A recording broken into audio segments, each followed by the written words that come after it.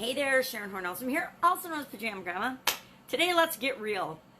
Should you get real to supersize your business? I said get real to supersize your business, question mark, because I'm going to contend that no, you should not get real to supersize and grow your business.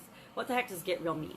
Well, this book, the little dictionary of idioms, describes it as a modern African-American expression. Now, I kind of snickered when I heard that or read that because 1996 it might have been a modern expression, but it's not so modern anymore. I'm not sure I can recall the last time somebody told me to get real. It was probably in corporate America, which means it would probably have been 15 or so years ago.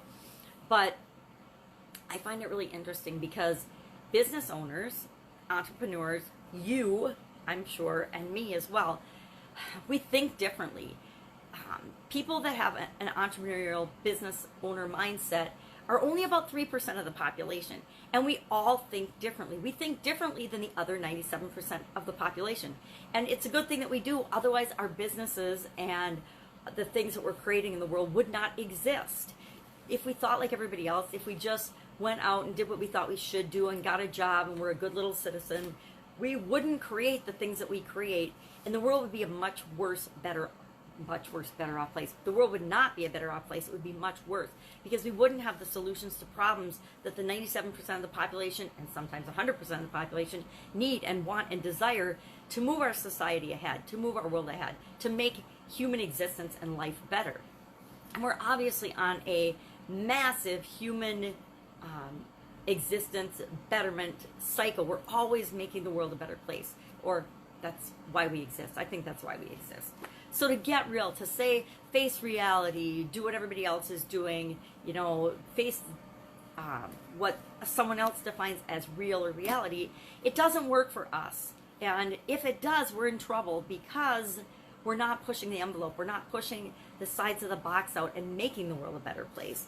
And then there's really not much reason for us to have a business except just to fit in with everybody else. Now, facing reality, stop fantasizing. I think any dreamer, any person that thinks differently than the majority of the people around them will hear, oh, you have to face reality. But what is reality? Let's talk about that for a second. Reality is individual. We all have a different version of reality based on our experiences, our past, our knowledge, the things that we seek out to learn and explore, what we think about, what we do, and what we've been exposed to in our life. So what's real for you is different than what's real for me. We can both look at the same exact scene going on and actually see totally different things. Have you ever been at a party where you'll look around the room and one person's having an amazing time laughing, engaging the life of the party, and another person's sitting in a corner sipping a drink all by themselves? Those two people are at the exact same party, having the same surroundings, but a totally different experience. The one person's reality is totally different than the other person's reality because they each experience that same environment differently. The same is true with everything in our lives. So when someone is telling us to face reality or to get real, they're telling us, hey, you should adopt my version of reality. You should conform and be and think exactly like I do. And how ludicrous is that? How boring and terrible would the world be if we all thought the same, if we were all the exact same, if we all got real and conformed to the same reality? It'd be pretty crappy place to live. It wouldn't be very fun. And I don't know that we would feel like we're creating change and making the world a better place. So when's the last time, and I suspect that we hear it often in terms of judgment, or you can't do this, you can't do that, you shouldn't do this, you shouldn't do that. I think we probably hear can't and shouldn't or don't, or that's stupid, or you're an idiot, or why on earth would you think that you deserve to do that? Why would you do that? Why would you think to do that? What makes you think you should do that, etc. I think we hear get real in those forms and in those ways more often now than we actually have people telling us, hey, get real, face reality. I mean, they're telling us to face reality, but they're judging what we're doing or telling us what we should or shouldn't do. But I don't think I've heard the get real expression for a long time, at least not since I've been in corporate America.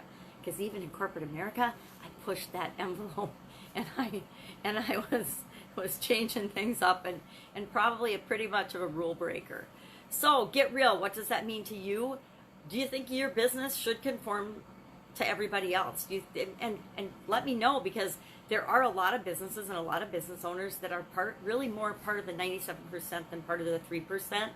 And hint, hint, secret, that's why you struggle, because you're trying to conform instead of being who you really are and creating the business that really represents you and what you want to share with the world.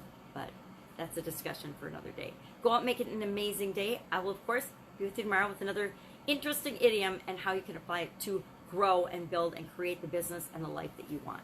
Take care.